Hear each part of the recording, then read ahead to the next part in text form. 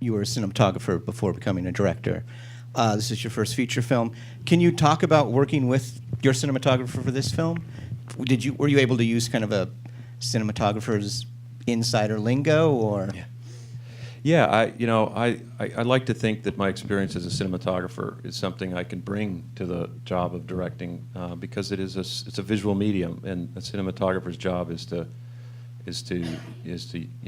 use that medium. So if a director has experience with that, then it's that much easier to try and tell your story or to communicate with the cinematographer that does shoot it.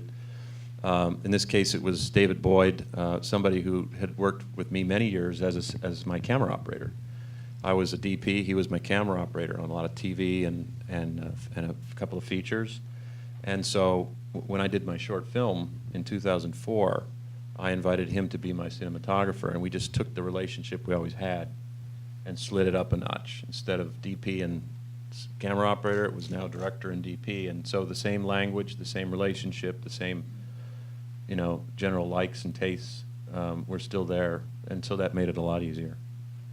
And unless it's an incredible coincidence, looking at the credits roll, you were also the editor of the film. Yeah. We didn't have enough money to hire an editor, so That's what he told you. the deal I made was you'll get a 60-inch Pioneer Plasma and Final Cut Pro, and Yeah, he said he couldn't pay me, but I could keep the plasma I'll pay for your first year's dues to the to editors the Guild. union. I mean, they often say that editing is the final rewrite of a film. Did you find that to be the case here? Yeah. It's I think it was Jim Cameron who coined it. The movie you write, the movie you shoot, the movie you edit. And there's writing going on, and there's interpretation, maybe is the best way of putting it, going on in all three stages. And editing is such a powerful thing.